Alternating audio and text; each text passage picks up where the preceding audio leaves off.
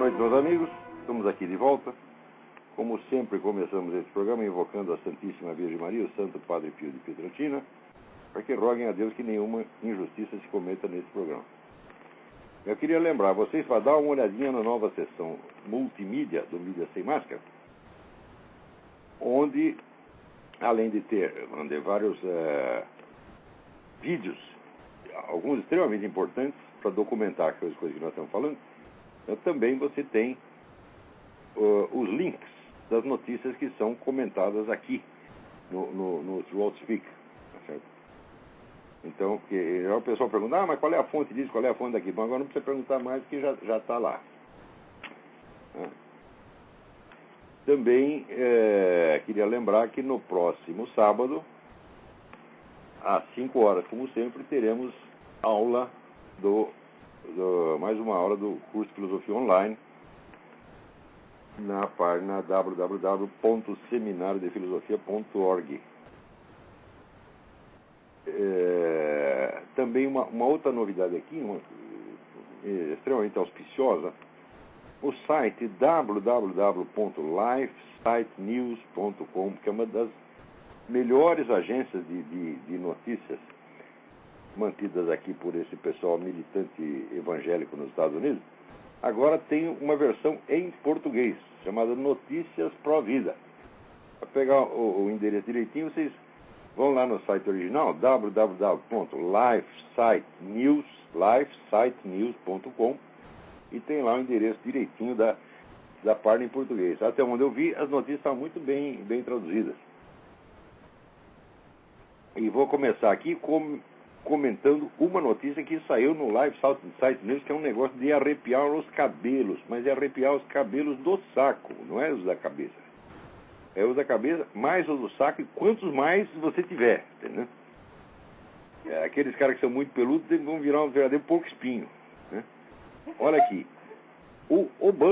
a administração Obama mandou um requerimento à Suprema Corte dos Estados Unidos pedindo que a Arábia Saudita, o governo da Arábia Saudita, seja protegido nas investigações sobre o 11 de setembro. Quer dizer, embora haja evidência suficiente de que houve ajuda da Arábia Saudita aos terroristas, o Obama está pedindo que não se mexe na Arábia Saudita. Mas isso é uma coisa impressionante, porque isso aí já é distorcer completamente as investigações. Você não pode investigar a Arábia Saudita, ela foi colocada pelo presidente acima de qualquer suspeita.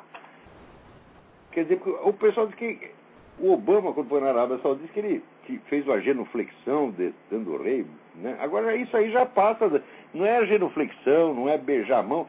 Isso aí, minha gente, já é chupar pica, você está entendendo? É uma coisa assim, o sujeito está humilhando o país até o fim. É uma coisa absolutamente impressionante.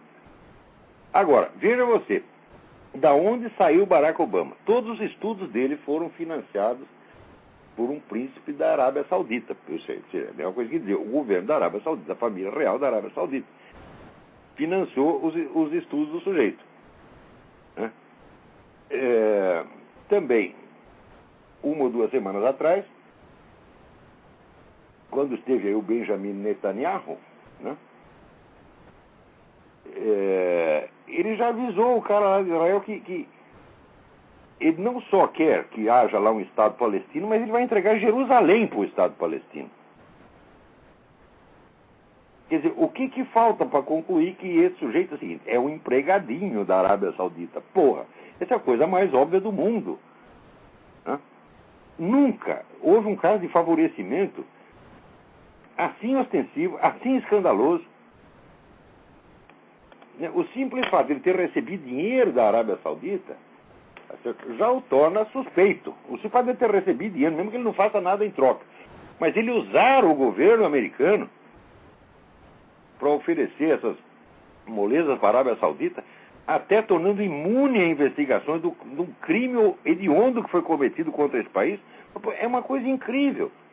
Quer dizer, é claro que Para mim já está, agora toda dúvida que eu pudesse ter a respeito já acabou. Quer dizer, o Obama foi colocado lá propositadamente para destruir isso aqui, porque a primeira coisa que ele fez lá foi diminuir o orçamento das Forças Armadas. Segundo, revelar lá os memorandos secretos da CIA, né, revelando como é que eles obtêm as informações dos prisioneiros. Bom, agora acabou, não vai obter mais. É um negócio impressionante. E agora vem essa, quer dizer, a Arábia Saudita não pode ser investigada. É um negócio impressionante, hein? Agora, por outro lado, né, ele que era, ele não era o pai dos pobres, o pai dos pretos, está falando, bom, aqui o desemprego dos pretos já está 15%, já está, né? A média está 10%, entre os pretos está 15%. E mais ainda, a coisa mais linda aqui é que, onde tem desemprego nesse país? O desemprego nos estados governados pelos democratas é 20% a mais do que nos outros estados. Quer dizer, esse negócio de votar em Barack Obama é realmente pedir socorro para o bandido. Quer dizer, justamente o partido que está criando o desemprego vai pedir socorro para ele. Agora, é incrível que os mesmos caras que provocam essa situação, estão destruindo a economia, a segurança nacional americana, estão destruindo tudo, eles aparecem como se fossem os salvadores da pátria e não os autores do crime. Agora, no Brasil, todo mundo acredita nisso, porque a mídia inteira diz isso aí, que a crise mostra a falência do capitalismo liberal. Né? Quer dizer, o que eles entendem por capitalismo liberal é um capitalismo sujeito aos poderes políticos que pressionam, então, os bancos a emprestar dinheiro para quem não pode pagar, faz isso durante 30 anos e daí vem a crise. Daí eles dizem, o capitalismo liberal não funciona. O capitalismo liberal não funciona porque ele deixa vocês à solta. Porque quem faz isso tinha que estar na cadeia.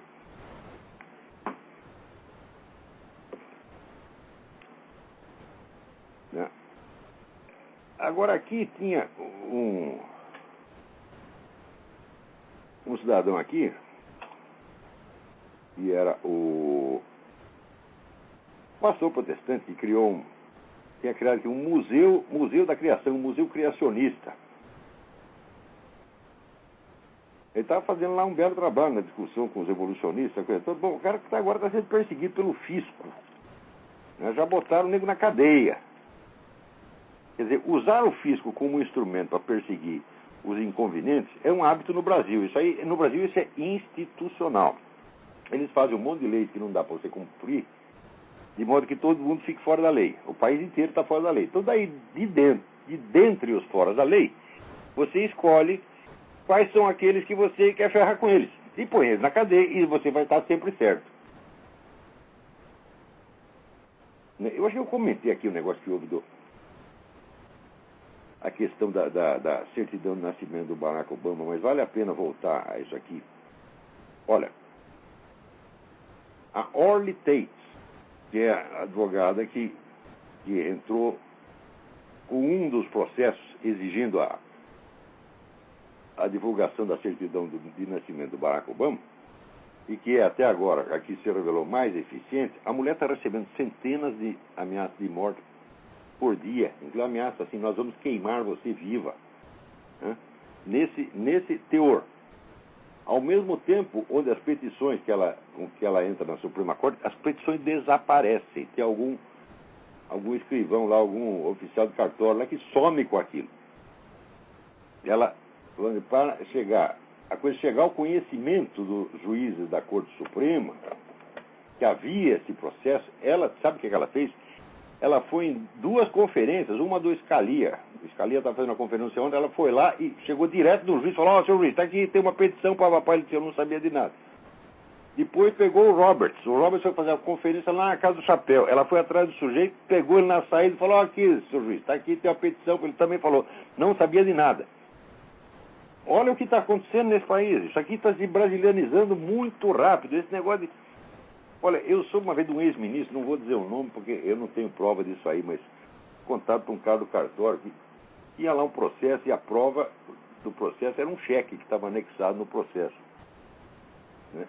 E o advogado, que depois virou ministro, né? foi surpreendido, assim, ele estava lendo o processo, só que ele era muito míope, então ele estava lendo com o nariz encostado, assim, no processo, e ele comeu o cheque, né? Então, isso aí é um procedimento brasileiro que agora está ficando moda aqui. Você come os documentos, né? Você come as provas, daí o processo, né, acaba. Por falar nisso, o que o Obama declarou que isso aqui é o mês gay nos Estados Unidos, né? Quer dizer, aqui agora, é mês gay, atenção, é mês gay no cu dos outros. Você está entendendo? Né? Isso aqui, entende, né? Também estão aí votando, eles vão votar a lei dos crimes de ódio. Agora, crime de ódio, isso aqui é um negócio seletivo, né? Se um sujeito que é muçulmano ou comunista e tal, fala horrores de Jesus Cristo, Nossa Senhora, do Papa, tudo quanto é católico, não tem problema, né? Agora, se você diz assim, por exemplo, o Islã não é uma religião revelada, você vai pra cadeia, meu filho, porque isso aí é crime de ódio, né? Então, tudo isso aí, vamos dizer, E a bandeira que eles levantam é aquele tal do Matthew Shepard, né? Que é um cara homossexual que foi assaltado e assassinado por pessoas que não tinha nada a ver, não foi um crime de ódio de maneira alguma, eles mataram o sujeito para assaltar. Eles estão lá pouco se lixando se o sujeito é gay ou não é. Então inventaram a história que foi um crime de ódio. Ora, primeiro, não foi um crime de ódio, foi um crime por assalto, tá certo? Foi um assassinato por assalto, né? E segundo, os assaltantes estão todos na cadeia cumprindo pena. Quer dizer, qual foi a discriminação que o sujeito sofreu? Nada, né? Então, vamos dizer, o Código Penal que pune, né, já atos de violência, até pune a calúnia, difamação, não basta. Tem que ter uma lei específica para criar um grupo privilegiado. As pessoas que inventam isso sabem perfeitamente que isso só vai criar problemas, só vai criar confusão. Mas isso é feito. Não é para proteger esse grupo, é para criar confusão mesmo. Isso é para corroer o edifício jurídico. Eu estou explicando isso faz tempo. Agora, acontece que as pessoas que são contra, né, por exemplo, elas são contra o abortismo, são contra o casamento gay, são contra essa legislação anti-homofóbica, essa coisa. Eles combatem um por um e ficam discutindo, quer dizer, a matéria dessas propostas. Então, não é para discutir isso, é para discutir a proposta revolucionária geral que está por trás disso. Quer dizer, não adianta você ter resistência pontual contra uma estratégia que é geral e abrangente, meu Deus do céu. Quer dizer, uma estratégia que, partindo de 2 ou 3 fórmulas simples, que são aquelas famosas 3 inversões que eu falei para vocês, que constituem a mentalidade revolucionária. Quem quiser saber mais, tem lá uma explicaçãozinha no seminário de filosofia, né?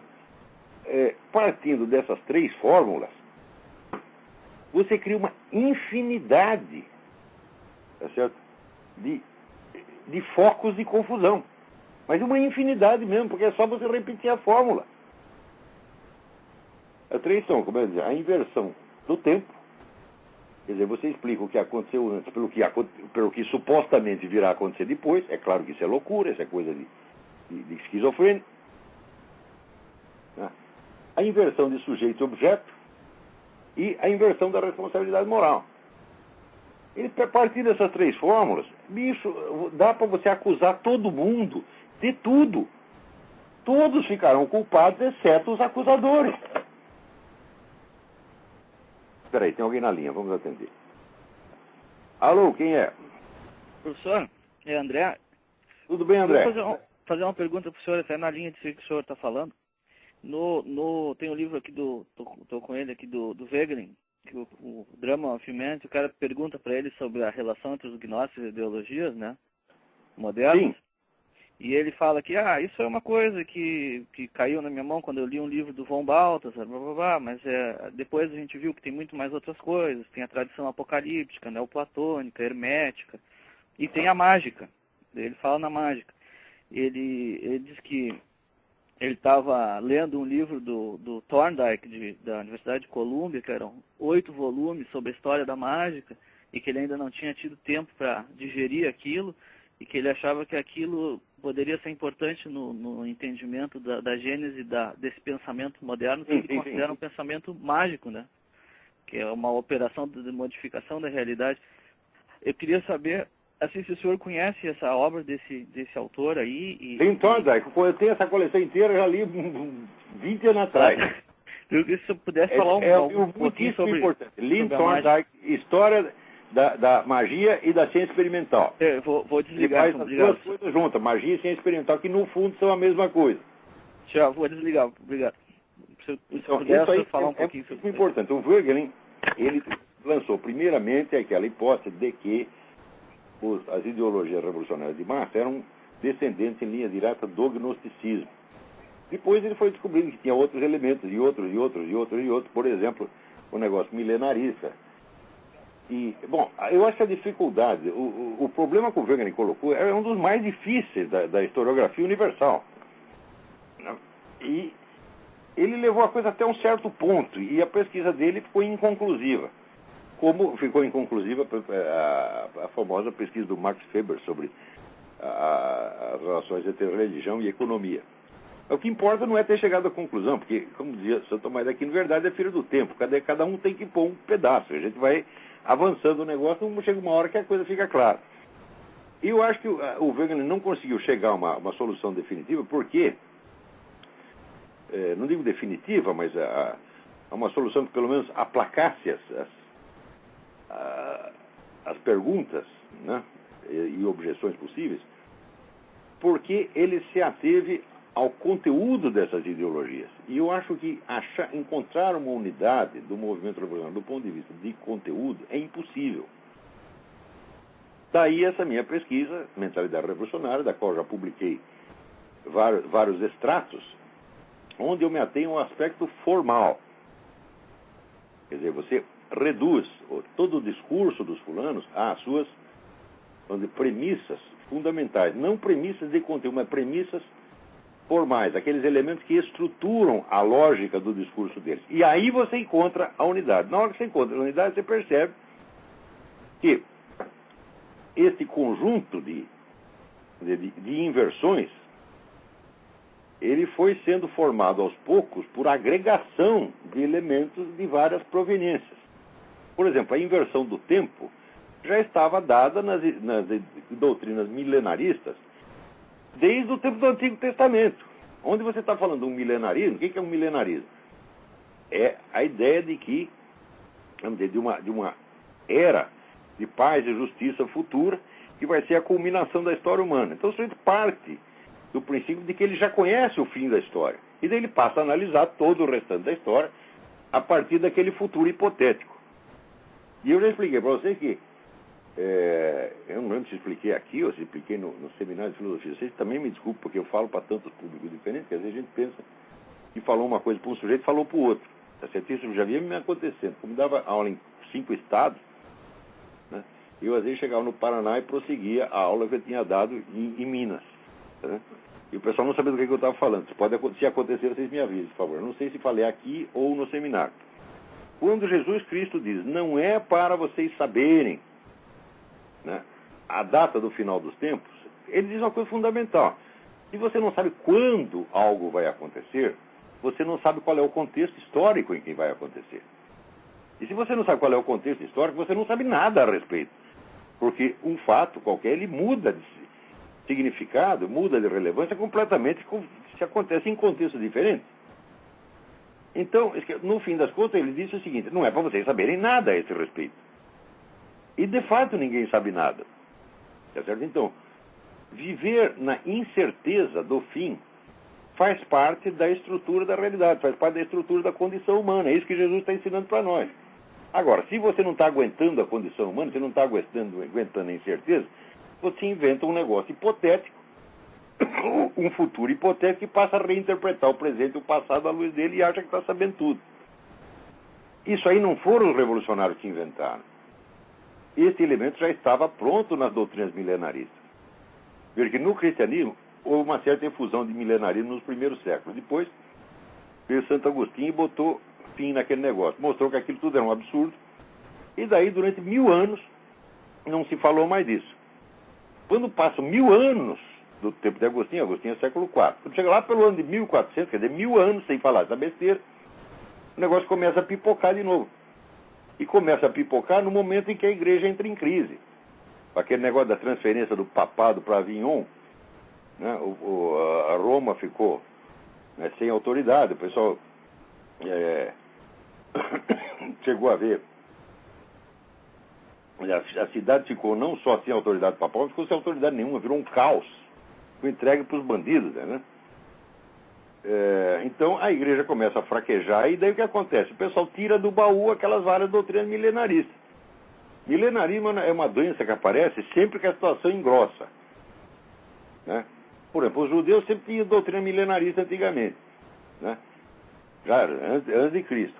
Quando eles foram expulsos da Espanha, começa a aparecer doutrina milenarista no meio do judeu para todo quanto é lugar. O sujeito está desesperado, ele começa a inventar que ele tem um futuro brilhante, tá entendendo? É compreensível isso aí. Mas o milenarismo em si não é revolucionário, mas ele traz um dos elementos formais da mentalidade revolucionária, que é a inversão do tempo. E outras correntes vão trazendo outros elementos. Alguns elementos... A minha pesquisa, eu esqueci um negócio que chama ideologia. Eu não quero saber de ideologia, né? Por quê? Porque a variedade de ideologias revolucionárias é imensa. Então você não vai encontrar uma unidade do ponto de vista ideológico, né? Então, eu vou me ater aos elementos lógico-formais e aos elementos estratégicos. Por quê? Embora você tenha ideologias diferentes, não existe muitas maneiras diferentes de você empreender uma revolução. Porque o que é uma revolução? A revolução, eu defini formalmente revolução como uma promessa de futuro abrangente, quer dizer, para toda uma sociedade ou para toda a humanidade, a ser realizada mediante a concentração do poder. Tá certo? Então, para fazer isso, não existem tantas estratégias assim. Então, o que é importante não são os elementos ideológicos, não é o conteúdo das promessas. São os elementos lógico-formais e os elementos estratégicos. Então, os elementos lógico-formais foram sendo dados por diferentes proveniências. Tá certo? Por exemplo, quando aparece, vamos dizer, na Reforma Protestante aparece, sobretudo com o calvinismo, a ideia de que os agentes da transformação são pessoas santas, que elas não podem fazer o mal, entendeu? Foi Calvino que disse isso, não, mas houve revolucionários na época que, de maneira explícita ou implícita, passavam essa ideia para as pessoas. Se você está do nosso lado, se você está lutando pelo advento do reino do Cristo, tudo que você fizer é bom. Então já é a inversão da responsabilidade moral. Quer dizer, se eu matei você, a culpa é sua, porque tu é um pecador e eu sou um santo. Esse é o segundo elemento que vai se incorporando, não só dessa fonte, muitas outras, né? E assim, quando chega por volta do século XVIII, esses vários elementos, vamos dizer, eles se aglutinaram e formaram um conjunto. Então, na Revolução Francesa, você já vê todos esses elementos juntos, operando na prática, mas você não vê o quê? Você não vê uma teoria geral da Revolução. Essa teoria vai aparecer, então, dizer, com o Adam Weishaupt, o homem da Sociedade dos Illuminati. Esse já explica como é que é para fazer a Revolução, e depois com Karl Marx. Então, essa é a solução do problema. Certo? Eu já publiquei alguma coisa disso aí, né? Espero terminar logo o livro, mas mesmo que não saia do livro, a tese já está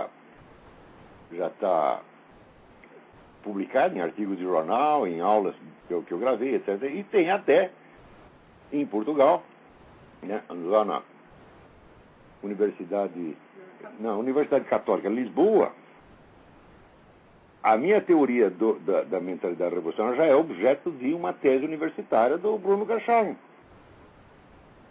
né? Que é, vamos dizer, aí no nosso universo bloguístico, uma das pessoas mais inteligentes e talentosas. Quer dizer, eu fico muito feliz de que uma pessoa de que esse assunto esteja estudado por uma pessoa dessa capacidade como o Bruno Garcharme, né? Então, vamos dizer, a minha teoria da mentalidade revolucionária já é uma coisa que ela já existe, embora não tenha sido publicada em livro. Ela foi publicada por outras maneiras. E ela é, vamos dizer, a etapa seguinte da pesquisa do Wegener. Eu estou pretendendo, vamos dizer, partindo que o Wegener levou a coisa até um certo ponto, falou, bom, e agora, qual é a pergunta que sobrou? A pergunta que sobrou é a seguinte, o Wegener não conseguia saber qual é exatamente o papel desses vários elementos. Ele não conseguia articular esse, né? Ele se aprofundou no gnosticismo, né? Mas, no fim da vida, ele percebia que o negócio milenarista tinha um certo peso. Qual é o peso? E qual é a contribuição específica de cada um? Pois é exatamente isso que eu estou tentando responder, porque acontece que Wegener morreu e nada mais disso nem lhe foi perguntado, tá entendendo? Então a gente tem que pegar a bola e continuar. Espera aí, tem mais alguém na linha aí. Alô? Alô, Olavo? Eu? Alô, Olavo, tudo bom? Eu mesmo. Olavo, você falou que é o mês gay, eu lembrei um negócio que não tem a ver, só por nome. Você conhece um historiador chamado Peter Gay, e o que tem a dizer sobre ele? Isso, o Peter Gay não é gay. Claro, só pelo nome, eu lembrei. Eu estava com essa pergunta já faz tempo e resolvi fazer. O que o senhor pode dizer a respeito desse historiador? Olha, é um homem altamente competente, mas em certos pontos não muito confiável, porque ele, por exemplo, ele tem aquela idealização do iluminismo, né? Porque sempre que o sujeito pega uma coisa e decide ver só pelo lado bom ou só pelo lado mal, bom, ele pode acumular, né? Por exemplo, se eu quero provar que eu sou um santo, né? Eu pego tudo que eu fiz de bom na vida e vou contando. Quando chega ali pela página 30, você fala, pô, lá vai um santo mesmo. Só abstrair as cagadas que eu fiz, abstrair meus pecados, eu fico parecendo santo. E agora, aquela acumulação de fatos, ela é verdadeira em si. Não é isso? Então, aí, agora, aqui vamos contar a parte, pô, tal dia lá o Olavo tocou punheta, tal dia ele mexeu com a mulher do vizinho, tal dia ele tomou poro, ficou bêbado, caiu da rua. Se conta essa outra parte, acabou a imagem da minha santidade, entendeu? Então, o Peter Gay, ele idealiza um pouco. Eu só li um livro dele, que é esses 2 livros sobre o iluminismo, né? E eu acho aquilo muito exagerado. Por quê? Existem estudos hoje maravilhosos sobre o lado obscuro e irracional do iluminismo. O iluminismo foi a época que mais proliferou bruxaria, feitiçaria, ocultismo, e ele esquece tudo isso, porra. E pensa aquele negócio que foi, né, a era da razão, sabe? O que era da razão? Nada. Quando o Goya fez aquele quadro, que dizia, El sueño de la razón produce monstruos, aquele quadro era a imagem do iluminismo. Quer dizer, os camaradas, mesmo pessoas que adoram o iluminismo, mesmo a contragosto, estão começando a estudar essa coisa. Hoje você fica horrorizado. Aquela racionalidade era uma casquinha para encobrir ocultismo e bruxaria do mais brabo, do mais podre, do mais estúpido que pode haver.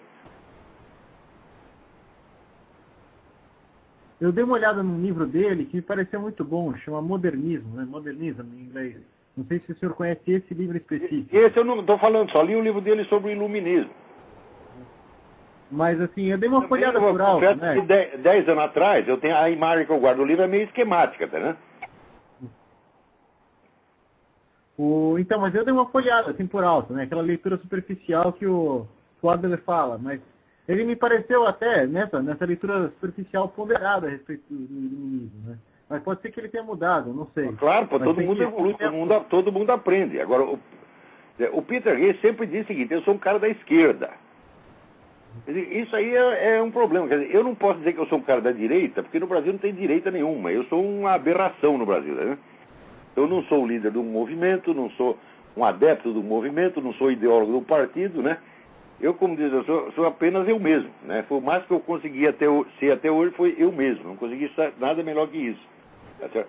Agora, o Peter Gay não, é um cara que está dentro de um movimento, né? E quando o cara está dentro de um movimento, aí é um pepino, tá entendendo? E sempre vai puxar a brasa para a sardinha. Né? E eu acho que para procurar a verdade, doa quem doer, tá entendendo? Não esconder nada. Nada. Quer dizer, também você não pode contar tudo, porque senão você se desorienta. Quer dizer, mas quando você seleciona os fatos, você tem que selecionar de modo a montar um problema primeiro. Tá certo? O Benedetto Croce já falava contra um negócio que dizia a historiografia sem problema historiográfico. Quer dizer, se não tem problema, não tem história, meu filho, porque a vida humana é problema. A vida humana é só pepino, é só encrenca. Entendeu? Então, tem que montar as coisas sob a forma de problemas, de enigmas, de contradições, e daí você resolver. Entendeu? Não é contar tudo linearmente, como se fosse tudo bonitinho ou tudo feio. Geralmente, quando é a sua história, é tudo bonitinho. Quando é do inimigo, é tudo feio. Fala, bom, então não tem problema. Está tudo resolvido. Cada um lê os livros da sua corriola e fica todo mundo satisfeito. Alô? Quem é? Alô? Alô, me ouve? Alô? Fale alto. Grite. Me ouve? Sim. Me ouve? Deixa eu aumentar Alô? um pouco o volume aqui, só um minuto. Fale alto. Alô, tudo bem? Tudo bem? Quem é? Sou Antônio de São Paulo. Antônio de São Paulo. Tudo bem? Isso, eu cheguei um pouco atrasado, eu gostaria de fazer uma supervisão, lógico, relacionado ao primeiro assunto que você tocou, sobre essa questão de guerrismo e tudo mais, é uma... Peraí, não ouvi. Pela Questão filha, do pela quê? pátria. Questão do quê? É sobre a primeira questão levantada do senhor, gaysismo. Sim, sim. Todo se possível, uma divulgação de um pequeno manifesto que em São Paulo é permitido? O senhor me dá permissão para isso? Olha, esse negócio de gaysismo, assim, por que só existe movimento gay onde não existe perseguição aos gays?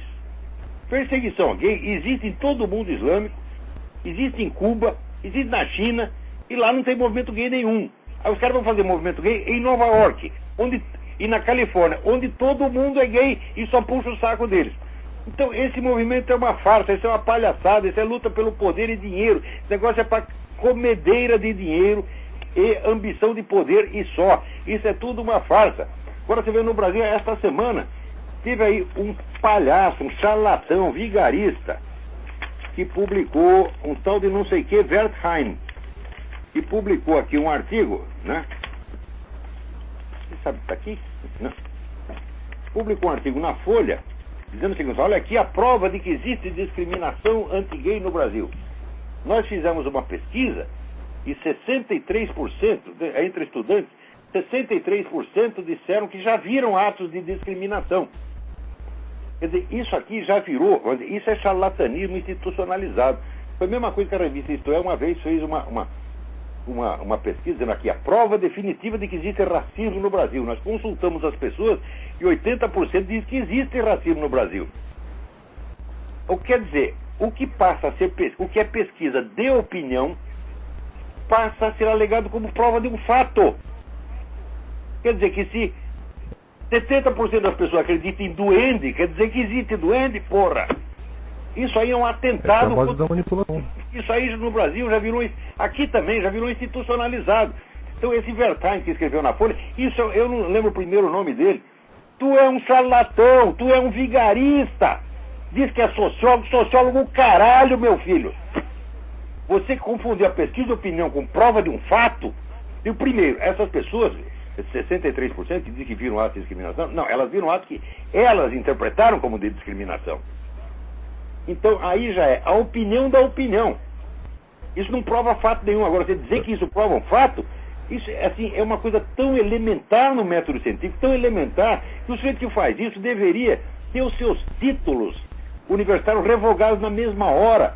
Tu não é doutor, tu não é mestre, tu não é coisa nenhuma, tu é um semanalfabeto, Wertheim. Assim, essa tem sido a base de toda a manipulação. Pesquisa. Essa tem sido a base de toda a manipulação aqui, manipulação de pesquisa, mídia e tudo mais. Agora, veja, o que eles fazem com os gays em Cuba? O sujeito, primeiro, gay vai preso, o sujeito aparece com viadagem em Cuba, vai pra cana. Se pegar AIDS, eles te isolam por essa sua vida. Tá certo? Tu vai lá pro isolamento e nunca mais sai. Isso é um tratamento cruel e desumano.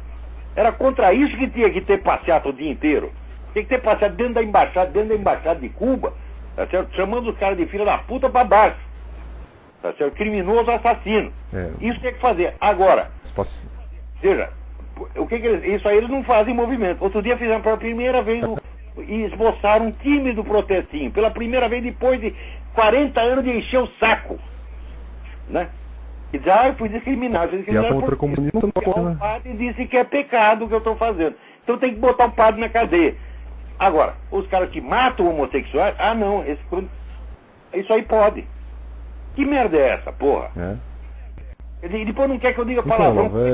Se educadamente uma coisa dessa, eu sei que eu estou lidando com vigarista, com charlatão, com comedor de dinheiro público. Qualquer pessoa, olha, qualquer sujeito que escreva essas coisas está facilitando roubalheira, porra. Então, para concluir, você falar que, bom, durante o ano nós temos aí passeatas gays, maconha, e uma coisa que está sendo muito esquecida, principalmente pela juventude aqui no Brasil, é valores familiares. Como você tem sido nosso professor, ensinando muita coisa, principalmente para mim, existem sim, aqui no Brasil, focos de resistência. Claro que existe. Chamado Resistência Nacionalista. Resistência Nacionalista, já diz tudo. É um grupo de direita que tenta... São grupos isolados. Exatamente, são isolados e grupos recriminados. Você está entendendo? Então, isso não adianta. Tem que ter um diagnóstico geral do problema e tem que ter uma estratégia geral. E esses vários grupos, eles continuam batendo naqueles pontos em particular, mas desde uma perspectiva geral, que é como faz o pessoal da esquerda. Eles também lutam por pontos específicos, mas eles estão articulados em si, porque eles têm uma estratégia geral. Então, enquanto esse pessoal diz humildade... É o que falta. Humildade, para ouvir o que eu estou falando, porque, olha, é o seguinte, aí aparece o sujeito que assim, é filho de banqueiro, é deputado, é seu doutor, e eles acham que sabem alguma coisa, não sabem nada. Eu passei minha vida estudando isso, esse pessoal ouvindo humildemente. Todos esses deputadinhos, esses presidentes das associações, então, tinha que estar lá, ô professor, o que é para fazer? O dia que eles fizerem isso, eu vou ensinar para eles e vai dar certo. Agora, não querem ouvir, porra, é um bando de idiota. É gente que nunca estudou o assunto e que não respeita o parecer de quem estuda o assunto há mais de 40 anos, porra. Quer dizer, tem garoto aí, o sujeito acabou de chegar, ouviu falar, por exemplo, de Eric Wegener, ele vai lá dar uma lambida no Eric Wegener, sai cagando regra. É horrível isso aí. Você tá entendendo? Olha, um dos motivos por eu... A esquerda sempre respeitou os seus estudiosos, os seus intelectuais, que são os caras especializados. Sempre respeitou e sempre ouviu o que eles estão falando. Não é homenagem da boca para fora, não. Eles, quando pegam um cara que estuda o negócio, eles ouvem com muita atenção e fazem o que o sujeito está dizendo. Agora, o pessoal da direita, não. É, como dizer, muito chefe e pouco índio, porra. Não é que eu quero ser chefe de nada, não quero liderar merda nenhuma, mas eu quero fazer exatamente o que eu estou fazendo, eu quero ensinar. Agora, os caras não querem aprender, eles querem fazer de conta que sabem. É por isso que dá essa merda. Eu acho que essa é a base de tudo. Todo mundo quer ser chefe. Ninguém quer aprender, ninguém quer dar o braço a torcer. Então, formar líder, é exatamente esse. Eu nunca vou ser líder de merda nenhuma, mas eu quero fazer o meu trabalho e eu estou capacitado para fazer o meu trabalho. E pior, no Brasil eu sou o único. Eu sou o único, porque eu nunca parei de estudar essa coisa. São 40 anos de estudo. Eu sei o que eu estou falando. E esse pessoal não sabe. Peraí, tem mais dois aí na linha para falar. Dois na fila. Obrigadão pela sua contribuição aí. Exatamente, pedimos exatamente isso ao senhor. Continue com o seu trabalho, que tem feito diferença para pessoas aqui, como nós. Obrigadão. Tem feito muita diferença na nossa vida, tem iluminado muitos caminhos. E dessa geração dos meus alunos, sobre o pessoal que está fazendo o curso do Seminário de Filosofia, que estão fazendo a única coisa que vai dar certo nesse país. É formação de uma nova geração de intelectuais sérios. Isso é a única coisa que tem futuro. Os movimentos políticos não têm futuro. Nada no Brasil tem futuro. Só tem futuro preparar uma geração de intelectuais. O pessoal que quer aí sair fazendo coisa agora, vamos fazer uma revista de cultura, vamos fazer um partido político, vamos fazer uma ONG, tudo perdendo seu tempo, meu filho. Não é assim que se faz. Eu sei que não é assim que se faz, por quê? Você acha que o primeiro sujeito que leu Antônio Gramsci disse, vamos fazer um partido político, vamos fazer... Não, senhor. Vamos nos reunir e estudar isso durante 20 ou 30 anos. E meditar aquilo profundamente. É assim que fizeram e por isso que deu certo. Então, eu te digo, de todas as iniciativas que tem no Brasil, é tudo punheta, você está entendendo? Exceto uma coisa, que chama Seminário de Filosofia, que eu fiz por causa disso mesmo. Não é que eu estou puxando a brasa para minha sardinha, não. É o contrário. Eu puxei a sardinha para minha brasa, tá entendendo? Quer dizer, eu fiz o seminário de filosofia porque eu sei o que é para fazer. E esse pessoal não sabe. Então, vamos lá. Por enquanto, o que é para fazer? Nós temos que preparar uma geração de intelectuais. Dessa grande geração de intelectuais sairá uma geração de líderes políticos. Ah, mas isso é para daqui 20 ou 30 anos. Eu digo, e quanto tempo você acha que a esquerda brasileira levou para chegar ao poder? Levou 40.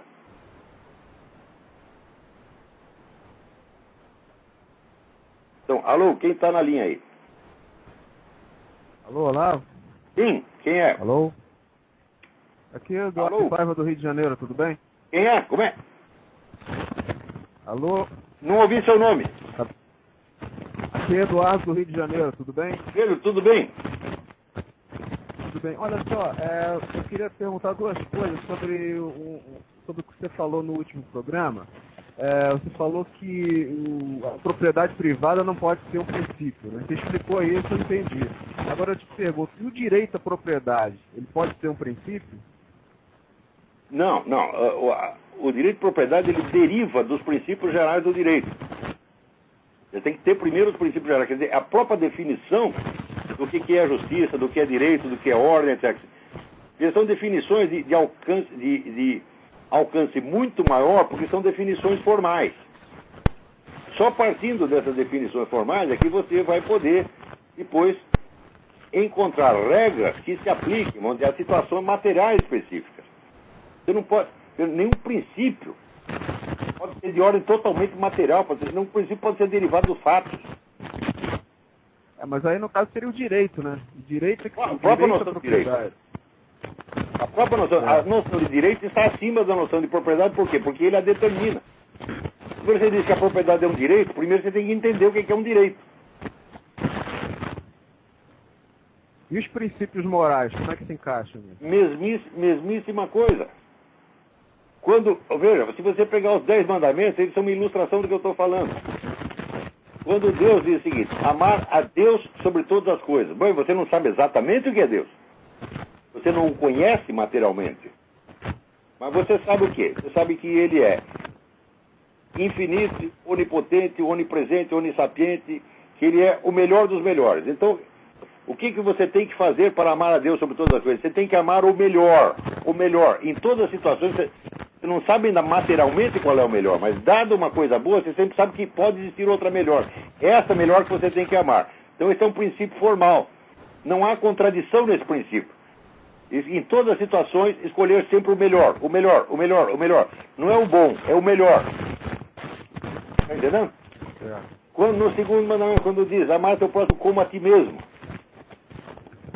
Você está entendendo? É uma relação de proporção, é uma equação. Não é uma coisa material específica, está entendendo? Então, isso são princípios formais e por isso mesmo tem aplicabilidade universal. A liberdade não é um princípio formal, a propriedade não é um princípio formal. É uma regra prática que se aplica ao domínio dos fatos. O domínio dos fatos é infinitamente variado e depende de milhões de situações diferentes. Então, nenhuma dessas regras pode ser elevada a um princípio universal, porque sempre vai levar à contradição. Se você pega a propriedade como direito absoluto, tá certo? Não há prova de que o feto que está na barriga da mãe não seja a propriedade dela. Não. Você tem que definir o que é. É impossível definir o que é propriedade, tá certo? O que é propriedade e o que não é, sem discussões intermináveis. Então, não é um princípio autoexplicativo. Está compreendendo? Certo, mas é uma coisa enormemente complexa. Certo, isso foi explicado no último programa, mas o direito à propriedade já não seria um princípio em si? Não, porque o direito à propriedade é uma aplicação da noção geral dos direitos. E, além disso, a propriedade não se autodefine. A propriedade é uma coisa cuja própria definição depende de outras variáveis, depende de variáveis de ordem sociológica, histórica, etc, etc. Por exemplo, quem tem o direito à propriedade? A noção de propriedade não esclarece isso. Mais ainda, não só quem tem o direito à propriedade, mas o que pode ser propriedade? Porque o ser humano pode ser propriedade de outro. Durante séculos você admitiu que podia. Os donos de escravos tinham a propriedade. Então você vê como é problemática a noção de propriedade. Está entendendo? Ela não é uma coisa simples como o princípio de identidade, como o primeiro mandamento, ou como os princípios do direito. Você falar o direito à propriedade, não. Também não resolveu nada, porque você ainda vai ter que definir o que é propriedade e quais são os limites desse direito. Existem limites à aplicação do princípio de identidade? Não. Existem limites à aplicação do primeiro mandamento? Não. Existem limites à aplicação do segundo mandamento? Não. Porque jamais levam a contradições. Agora, existem limites ao direito de propriedade? Sim. Porque o direito de propriedade é relativo a outros tantos direitos. Isso é a prova de que ele não é um princípio. Ele é uma regra entre outras regras. E tem que, vamos dizer, a aplicação de uma depende da aplicação da outra.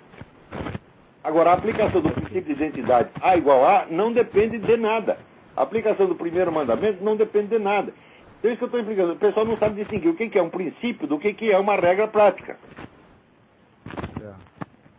Tá bom, Olavo, obrigado aí, vou deixar espaço para os outros. Olha, que todos, vamos dizer, estudantes, pessoas, o cidadão comum ou estudante tenha dúvida quanto a isso, não entenda isso, fala, tá certo, não sei. Agora, os profissionais terão obrigação de saber e não sabem. É uma vergonha, pô. Professor de filosofia que nunca ouviu falar disso. Essa é uma vergonha, pô. Esses caras têm que ser demitidos, tem que levar um pontapé no meio do curso. Olha, vai ser varredor de rua, vai ser frentista de posto de gasolina, vai plantar batata. Que nem fez o homem da SBPC, o Enio Candotti. Enio Candotti discutiu comigo, desistiu de discutir, foi literalmente plantar batata, que é uma coisa que ele sabe fazer. Tá bom, Olavo, obrigado, hein? Obrigado eu. Tchau. Tem mais gente aí na linha? Alô?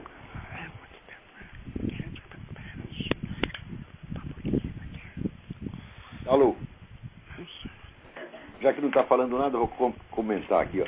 O Luiz Santos Júnior me escreve um e-mail dizendo que leu um negócio, o livro Vida e Pensamento de Karl Marx, da tal de Morgana Gomes, e que ela diz que Albert Einstein foi perseguido por Joseph McCarthy. Olha, meu saco, aí tem que chamar o Alborguete com aquele porrete dele. Porque Albert Einstein foi perseguido por Joseph McCarthy. Eu vou dar uma resposta educada para você, Morgana Gomes. O caralho. O comitê McCarthy só interrogava funcionário público. Albert Einstein não era funcionário público, mesmo porque era estrangeiro.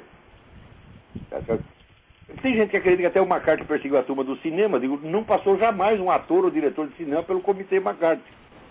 Nunca.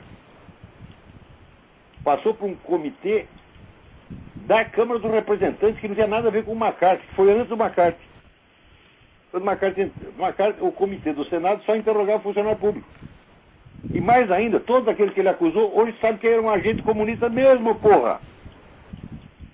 Agora, Albert Einstein, puta que pariu. Puta, olha, haja saco com essa gente. Quer dizer, o direito ao charlatanismo no Brasil é ilimitado. O charlatanismo é mais que um direito, é uma obrigação. Aqui, outro e-mail. Rafael Dalanese, quero trocar as ideias sobre Wilhelm Flusser. Olha, isso é muito interessante. O Flusser é um grande pensador. E umas ideias extremamente interessantes que desenvolveu durante anos. Ele tinha uma coluna no Estadão. Cada semana era uma fagulha de gênio que aparecia ali. No entanto, eu não sou um grande estudioso do Wilhelm Flusser. Né? E eu, a rigor, só li alguns artigos dele e mais aquele livro sobre a dúvida. Tá certo? Que, inclusive, eu cito ali no meu estudo sobre Descartes e a Psicologia da Dúvida, eu cito esse trabalho dele, que aborda o assunto desde uma perspectiva completamente diferente da minha.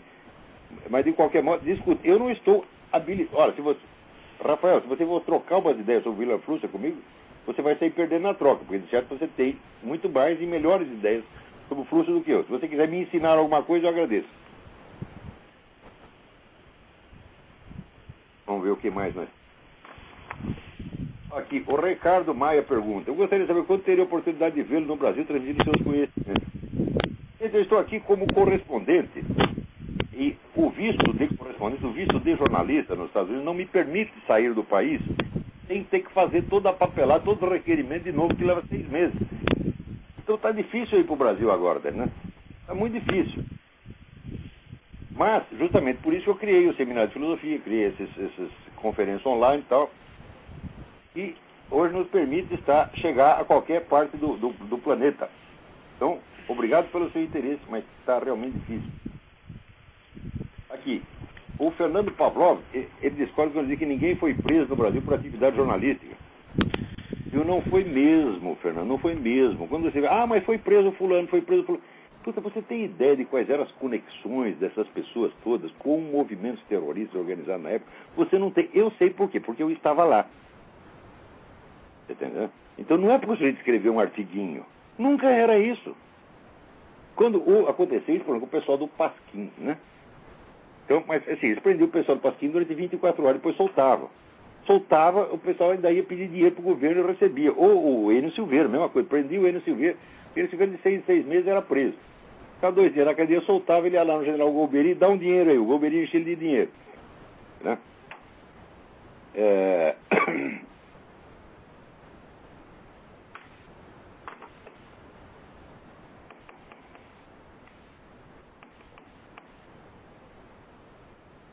Sustento minha admiração e respeito, mas não sou como uma grande massa de seus ouvintes que confunde admiração com devoção religiosa. Isso é outra besteira brasileira. Ó, Fernando, aqui, para com isso.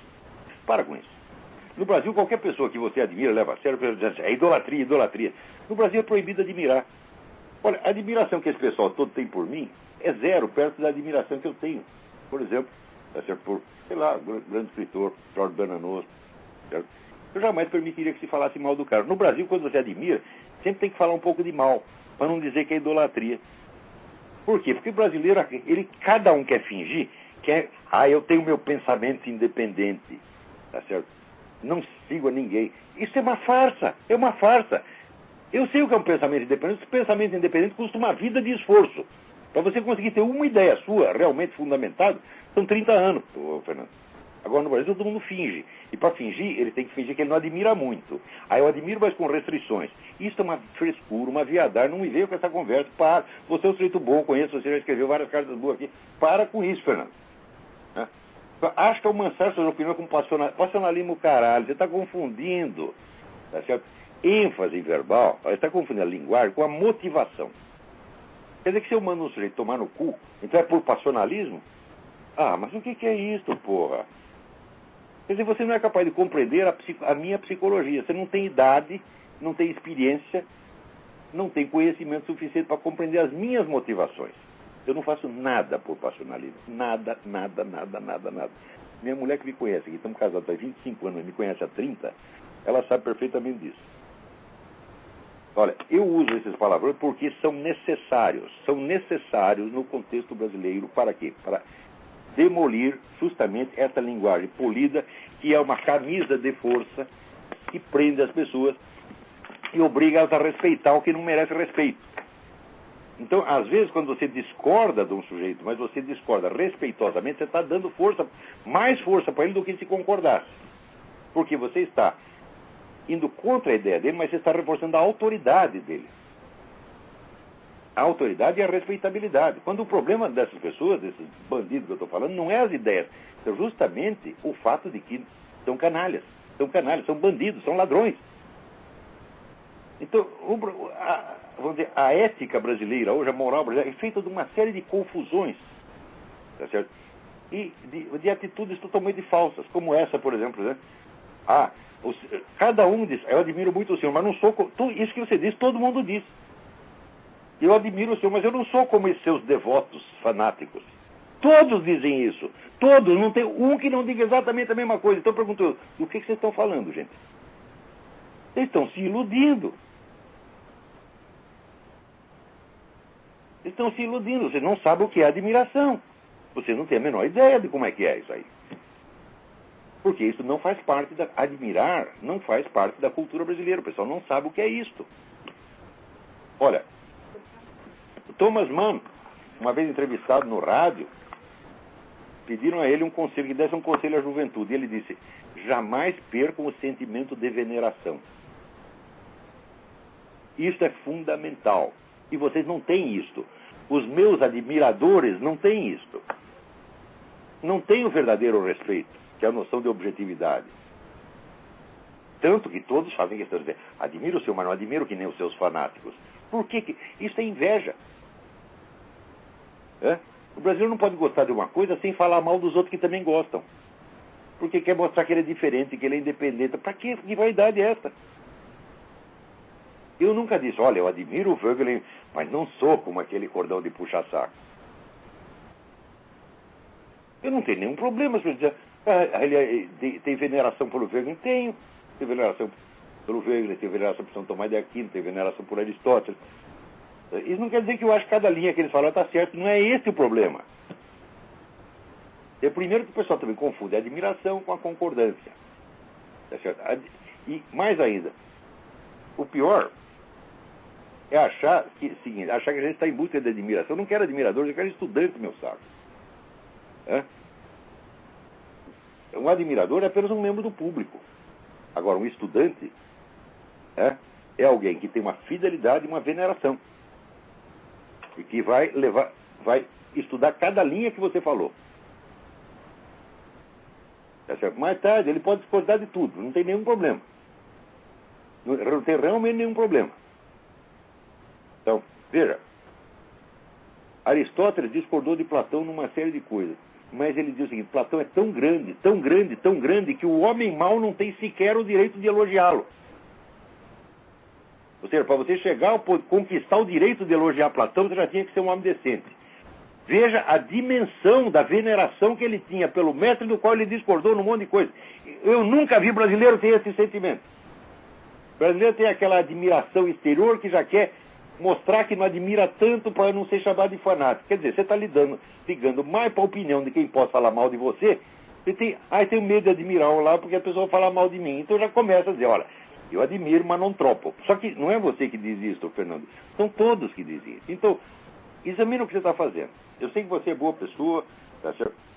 Eu gosto muito de você, já mandou cartas ótimas, mas para com esse negócio.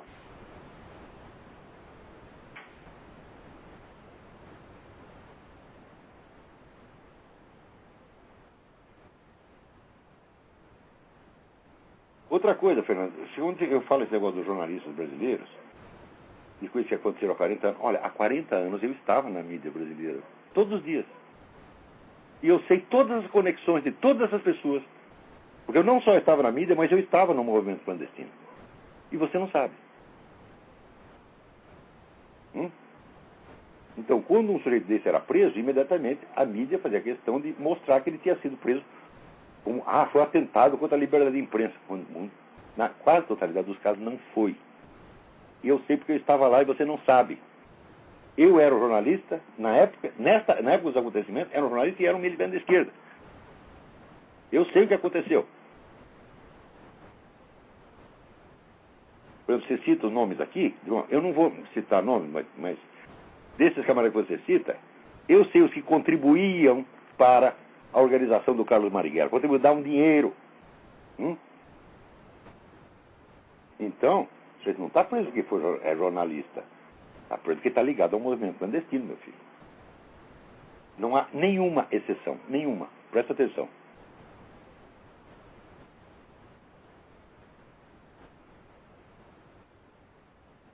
Outra coisa, também não confunda impaciência com raiva. Eu estou com 62 anos, eu ouço as mesmas perguntas, as mesmas tolices há 40 anos. Eu tenho o direito de estar com o saco cheio. Não precisa ser um cara passional para isso, porra. Se eu te fizer a mesma pergunta 5 vezes, na quinta, na sexta você me manda tomar no cu. É aquele negócio do Confúcio, né? Que botaram o Lula morreu, foi pro céu, e daí São Pedro falou, onde é que eu vou colocar esse sujeito? Daí botou lá falou, eu vou botar entre os sábios para ver se ele aprende alguma coisa. Então, lá estava ele conversando com Confúcio, né? Então, daí o Confúcio, olha aqui, meu filho, pela milésima vez, né? Epístolas não são as mulheres dos apóstolos, e pela 2.000ª vez, Pafúncio é a puta que eu pariu. É mais ou menos isso. Então, não me leva a mal, Fernando, eu gosto muito de você. Até para falar com você, que eu sei que eu gosto, eu falo assim, pô, é estilo. Acabou o nosso tempo aqui. Então, vai ficar tudo para a semana que vem. Muito obrigado a todos.